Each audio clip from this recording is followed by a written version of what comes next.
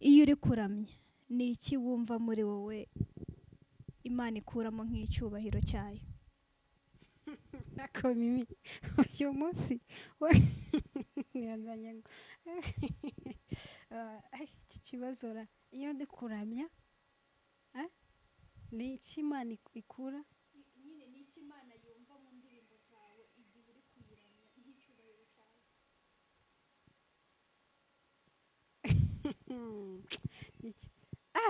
ntabwo ndi gusobanukirwa icyo kibazo.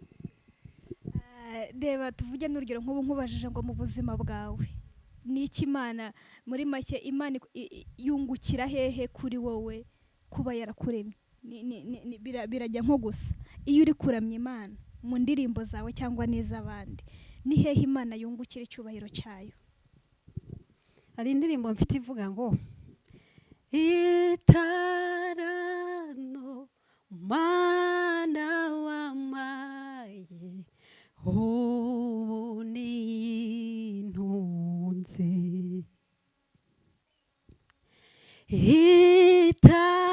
itarano Mana wamaye yanyambitse nambaye ubusa. Numva wongeye kuririmba itarano Mana wamaye yatumye benshi bakizwa. Ngaho Imana yungukira. Wow, uri umuhanga. ubashije kunsubiza mu buryo bwuzuye, nta kindi kintu narenza nyuma y'icyo gisubizo. Ukana rero hari ibintu by'ingenzi,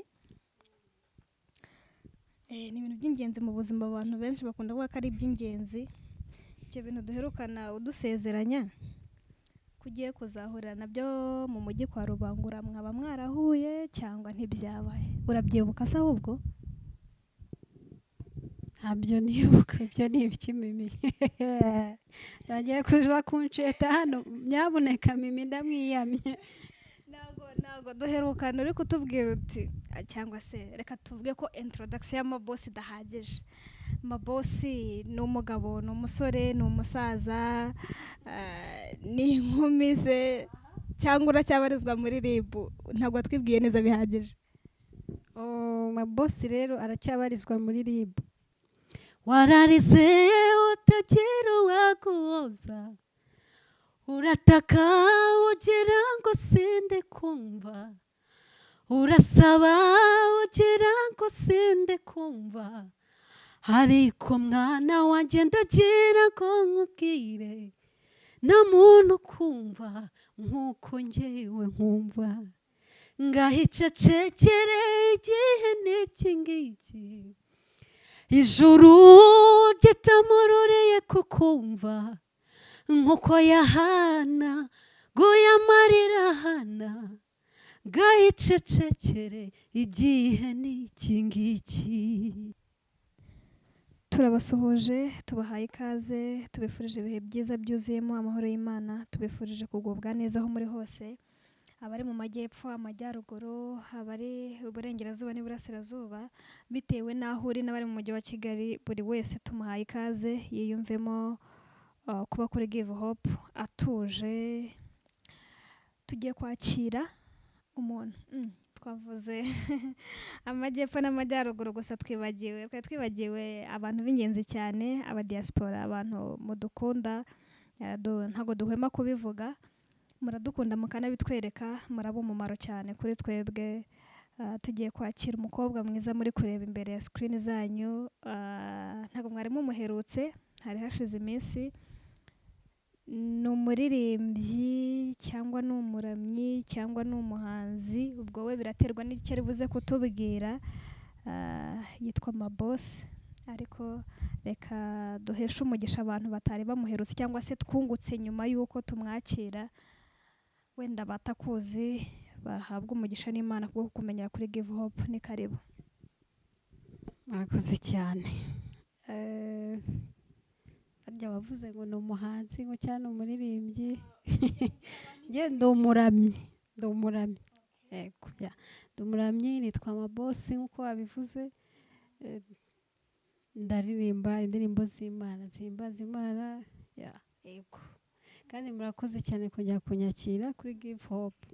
Yego, tugira umugisha wo kukwakira, wenda hari haciye iminsi duherukana, rero hari ibintu by'ingenzi, ni ibintu by'ingenzi mu buzima, abantu benshi bakunda kuvuga ko ari iby'ingenzi. Ibyo bintu duherukana udusezeranya ko ugiye kuzahurira nabyo mu mujyi kwa Rubangura, mwaba mwarahuye cyangwa ntibyabaye? Urabyibuka se ahubwo? ntabyo nibuka, ibyo ni ibiki Mimi? Yagiye kuja kunsheta hano, nyabuneka Mimi ndamwiyamye. Ntabwo duherukana uri kutubwira uti, cyangwa se reka tuvuge ko introduction y'amabosi idahagije. Amabosi ni umugabo, ni umusore, ni umusaza, ni inkumi se, cyangwa uracyabarizwa muri RIB? Ntabwo watwibwiye neza bihagije. Mabosi rero aracyabarizwa muri RIB.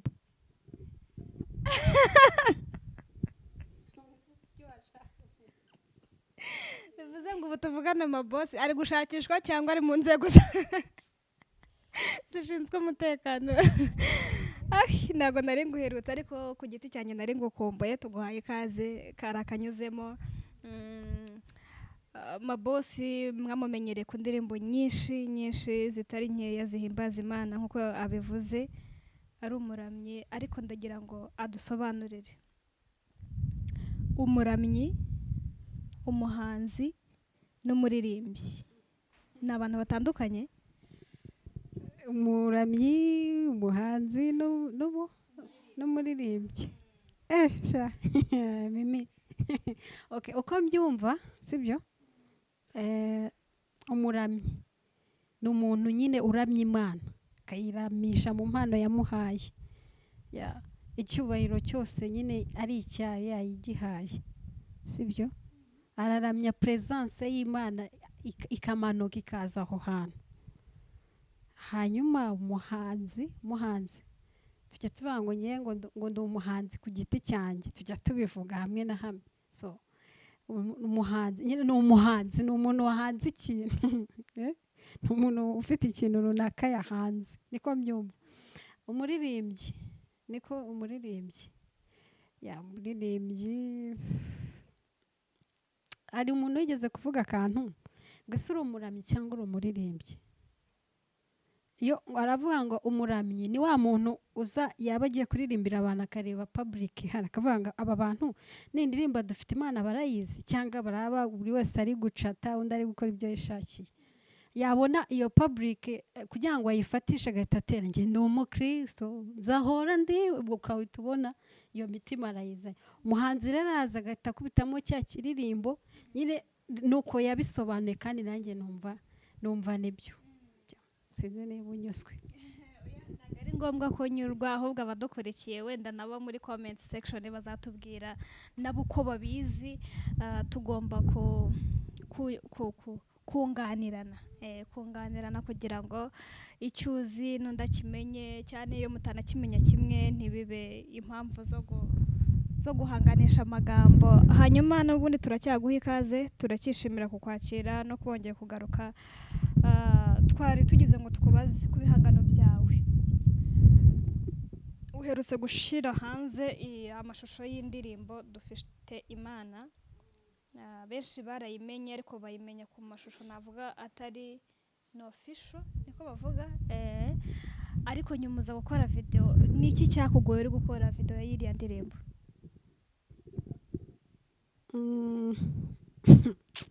Ibigora muri video biba ari byinshi. Icya mbere, iyo umuntu agiye gukora video biba bisaba ko aba afite amafaranga, sibyo? So rero urabizi neza ko nta hantu bakura amafaranga ku giti, biba bisaba imbaraga. Hanyuma ikindi kintu gikunda kugoramo bari ama-location, sibyo? Ariko ngewe ndashima Imana kuri Dufite Imana, ibintu byose byari bisetinze, Imana yari ibirimo. Yego. Bivuze ngo dushingiye ku mafaranga amabosi atubwiye afite, ubwo n'umusore waza kugira iyerekwa yaritambutsa da, kuko byarakomeye. Ntabwo bisigaye byoroshye ngo kandi utubwiye ko ibintu bisaba amafaranga. None se lokasiyo wayikuye byari ngombwa ko ubona amafaranga. None se tuvugishwe nta mafaranga ufite Mabo? nta mafaranga mfite hari ayo mbonanye se ubu mimi agashaka kuneza abajura mwe abantu nta mafaranga mfite. Ariko mu mwuka ndi umukire biteye ubwoba cyane ko ndi mabose kandi mabose agomba kuba umukire. Umwuka ndakize biteye ubwoba. Amafaranga yo mu mwuka asinywaho nande ko tuzi yuko ay'u Rwanda cyangwa se na yandi nyine ujya wakira kwaje nyine aba afite umuntu wayasinyeho. Ayo mu mwuka asinywaho nande? Ayo mu mwuka asinywaho na Papa Jesus. Papa God niwe yasinyaho. Niwe aravuga ngo wowe genda, urumva harabona haya amafaranga ari amwisi genda nababwiye bayakompere. Cyane ko n'ijambo ry'Imana rivuga ngo ibintu byose birayumvira, ngo hari n'uwagiye gusura barebye bisatse basanga nta kintu bariho, ngo arababwira ngo nibajye ku nyanja ngo barebe mu ifi ngo harimo utuntu kwaje. Bivuze ngo rero nyine iyo itegetse nyine hari ukuntu bigenda, ariko hari ukuntu musigaye mutwima ubuhamya nyine ugasanga ntago turi kubona natwe impamvu zo kwizera Imana cyangwa kuyishima. Iyo uvuze ngo ndashima Imana ko byagenze neza, ngo byari bisetenze neza, ngo lokasiyo ngo ibiki byagenze neza gute nyine niki? Nta kintu cyakugoyemo uyu munsi gishobora ushobora guhagaruka uvuga uti iki kintu cyari cyangoye bigera ku munota wa nyuma mbona nta byiringiro byo kugira ngo iyi video ize gukorwa neza. Mimi buriya iyo amafaranga ahari ibintu byose biba byabaye. Amafaranga rero Papa God arayafite, sibyo? Hari ukuntu rero agira cyaka gukiriramo dukeya akaguhereza support y'abantu cyane. Ndanabashimira abantu twakoranye dufite Imana, ndashimira uwayikoze, sibyo? Ni no azi akora video neza. Ego yitwa Fremo. Ego niwe wari wakoze ayo mashusho ayakoranye n'undi bita Zedi. Rero n'aba producer beza, byo hanyuma bazi gukora neza, ahubwo abantu bagiye babasanga babakorere. Na producer wanjye unkorera ama audio yitwa Elize, akorera hano kuri Arena. Ndamwubaha cyane, arabizi arakaze. Rero mujye mubashaka babakorere. No kugeza kuri no saha ntabwo uransubiza ikibazo nakubajije. Navuze ngo muri video yawe byose byari bisetinze 100% ku buryo nta kintu na kimwe wabonaga kikugoye ku buryo uvuga uti ndabona bigeze kuri uyu munota ntazike iyi video iri buze gukorwa? Nta na kimwe? Wow, reka tugufashe guha Imana icyubahiro, Imana ishimwe. Hanyuma nk'umuhanzi cyangwa umuramyi w'indirimbo ziramya Imana nyine nk'uko biri, iyo uri kuramya ni iki wumva muri wowe Imana ikuramo nk'icyubahiro cyayo? Nako Mimi uyu munsi yazanye ngo iki kibazo iyo ndi kuramya ni iki Imana ikura nyine, ni iki Imana yumva mu ndirimbo zawe igihe uri kuyiramya nk'icyubahiro cyayo?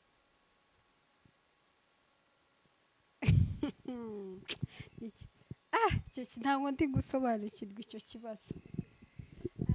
Reba tuvuge n'urugero nk'ubu nkubajije ngo mu buzima bwawe ni iki Imana, muri make Imana yungukira hehe kuri wowe kuba yarakuremye? Birajya nko gusa iyo uri kuramya Imana mu ndirimbo zawe cyangwa n'iz'abandi, ni hehe Imana yungukira icyubahiro cyayo? Hari indirimbo mfite ivuga ngo itarano Mana wamaye ubu nintunze,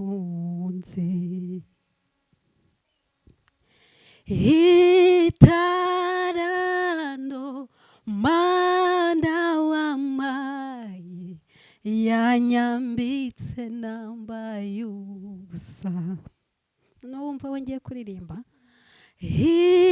itarando mana w'amaye yatumye benshi bakizwa ngaho Imana yungukira. wow uri umuhanga ubashije kunsubiza mu buryo bwuzuye. Nta kindi kintu narenza nyuma y'icyo gisubizo nta na kimwe. Reka twifatanye nawe gushima Imana ko mu itaranta Imana yaguhaye utabaye nk'umwe muri ba bandi bavuze bati reka mbe nyishyize munsi hano uyu mugabo ngo ajya asarura aho atabibye ejo naza akagira ibindi bintu ambaza akavuga ati reka mbe nkabitse. Ariko dushimye Imana yuko itaranto yawe nk'uko bivuze muri iyo ndirimbo yawe yatumye benshi bakizwa. Muri make icyubahiro cy'Imana ikura kuri mabosi nuko hari abantu akura hanze akabazana kuri Kristo binyuze muri iyo taranta. Nkunda kubikubaza ndongera mbikubaze numve ko bihura n'ibyo ugeze kunsubiza.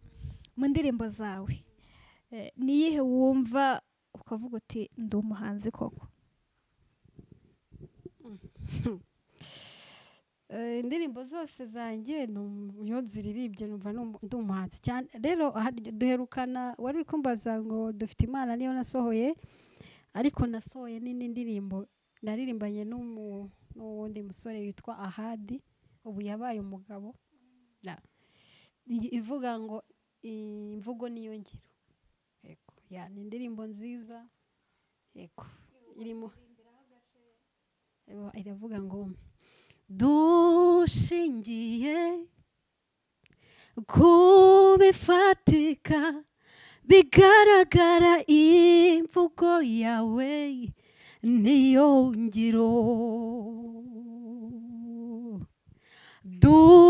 Dushingiye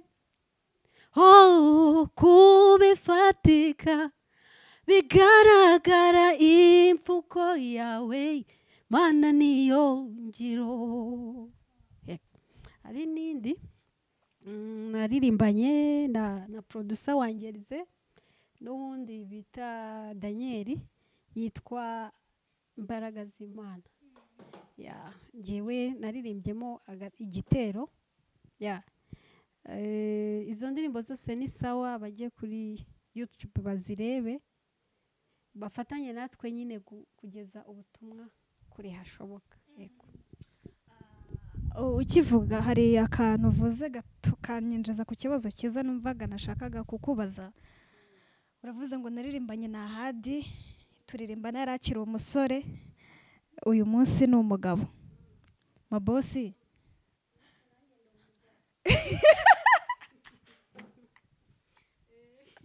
Imana ishimwe ko akantu uvuze ntabwo bakumvise. Uyu munsi nanjye ndi umugabo. Uri umugabo wande? Uguhamya Kristo. Uravuze ngo uri umugabo wa Kristo? Ni umugabo wo guhamya Kristo. Okay, naringize ngo baye nk'abandi bavuze ngo Imana ngo ni sebukwe ngo Yesu ngo ntango ni umugabo wabo. Sinzi ukuntu babishyira mu ndirimbo nkumva byagiyemo neza. Imana ni data. Hari umuntu wambwiye ngo Imana ntizigere yemera kuguha sebukwe w'ibandi. Ubwo sebukwe abaye bandi umugabo wawe yaba ari iki? Oya yaravuze ngo Imana ntizigere yemera kuba sebukwe w'ibandi. Okay, bivuze ngo ntago mabose azashaka ibandi. Reka ugama abandi ntazagere imbere. Ushaka kunyuza hirya y'ikibazo cyanjye. Wari utubwiye ngo naririmbanye na Ahadi turirimbana ari umusore, wongera akantu ko uyu munsi yabaye umugabo. Hanyuma se wowe hora umbwira ngo dutegereze. Ubwo ntuzatubera nka bimwe twavutse bavuga ngo azaza, n'ubu tukaba tukiri muri azaza. Ndagusubiza gutera. Hanyuma rero harya umbwiye ngo yabaye umugabo.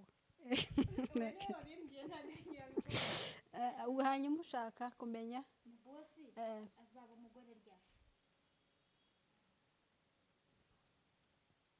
wa mana we ni ryari niwe tugomba kubaza. Okay, nyine Imana nimara guteraho kashe uwo munsi urabizi ko uzaba uri mu b'imbere, ntugire ubwo uzagaruka hano gutanga ubuhamya turi kumwe. Imana ishimwe nzaba ndi mu b'imbere ariko kuri bife nta kintu bitwaye.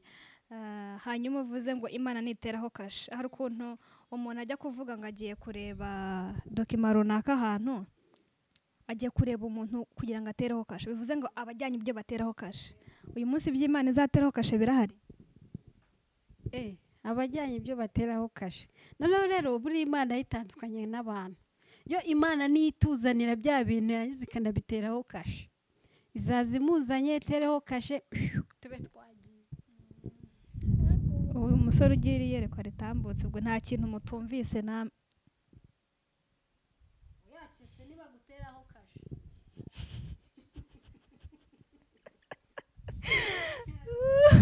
yewe sha uyu musitari wacu agiye kumvuna imbavu neza neza. Bivuze ngo mabosi aracyategereje. Nawe ugiye nk'ahantu uri kwivugura bavuga ngo ndi umukobwa utegereje Yesu. Genda Yesu ubundi wese umutegereje. Twese abantu bose dutegereje Yesu, dutegereje ko ubwami bwe buzaza. Baravuga ngo ngende umukobwa ntegereje Yesu. Ego mimizi kunyunguye ubwenge, ubwo nayaza yambivuga unyunguye ubwenge. Hanyuma mabosi, usibye izo ndirimbo wagiye ukorana n'abandi bahanzi,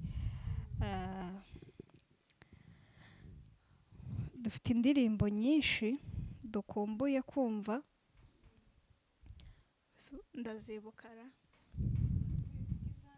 Ndi kuvuga izawe ntabwo ndi kuvuga iz'abandi.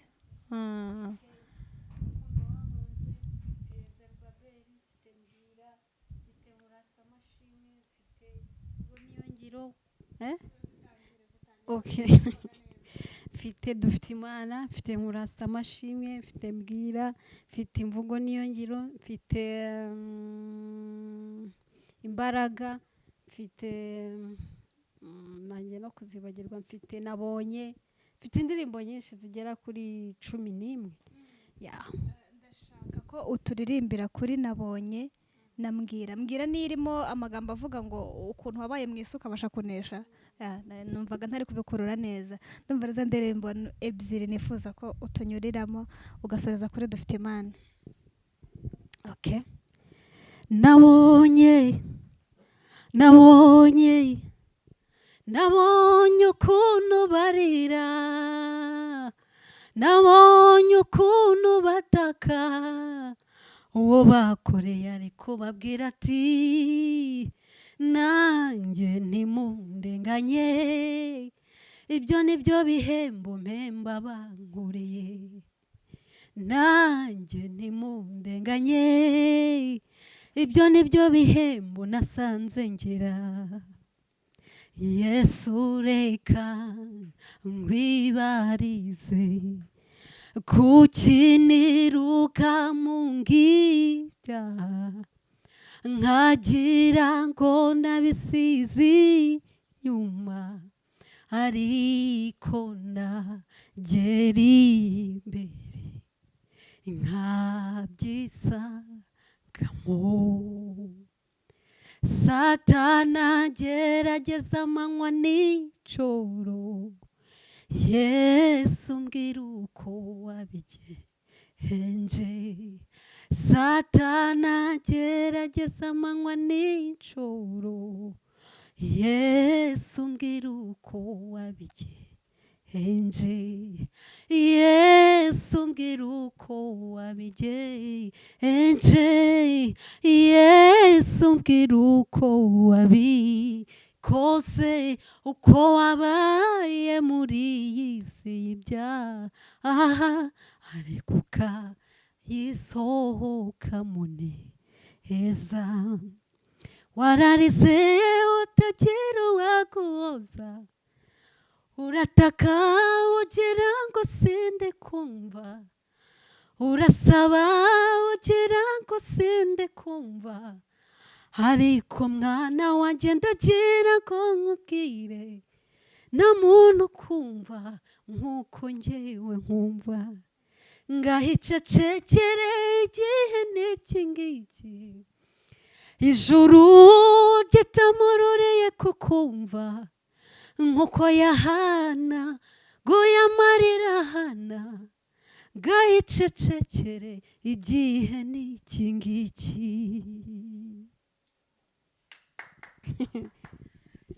nari ngiye mu mwuka nako nari nkurimo ahubwo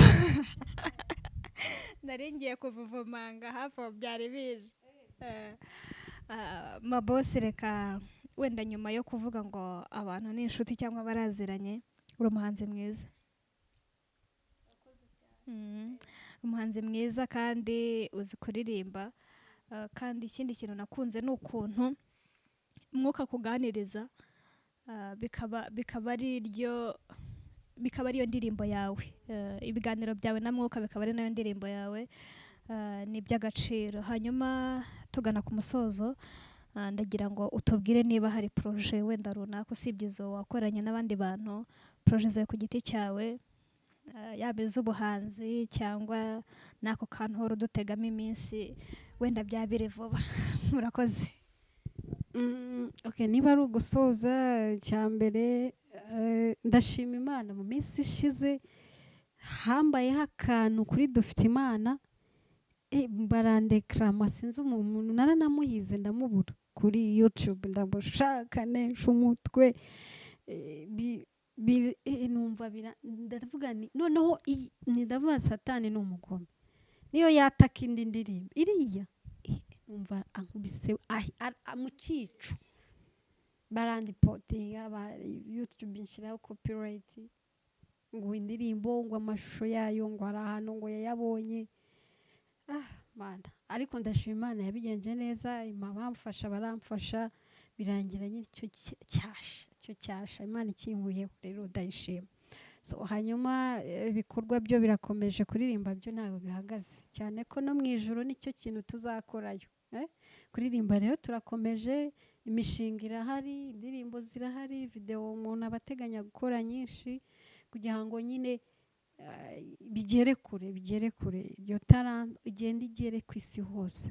Rero gushimiye Uwiteka, tugushimiye kuri mwiza, tugushimiye imbabazi zawe, tugushimiye ko abanye natwe muri kino kiganiro. Nyaguhora ku ngoma twavugaga amashimwe yawe n'imirimo itangaje wakoze. Twagushimiraga yuko itarantu waduhaye tutayikoresheje twamamaza ubundi bwami, ahubwo twabikoresheje twamamaza ubwami bwawe. Nyemerera rero ubwami bwawe bwagukire muri twebwe, ndetse n'abandi batarakumenya bagirirwa umugisha wo kukumenya. Abababaye ubanezeze, abacitse intege mu rugendo wongere ubakomeze, hanyuma ukomeze kubana natwe, kandi uha umugisha umuntu wese wakurikiye kino kiganiro, mu izina ryawe rya Yesu Kristo, amen.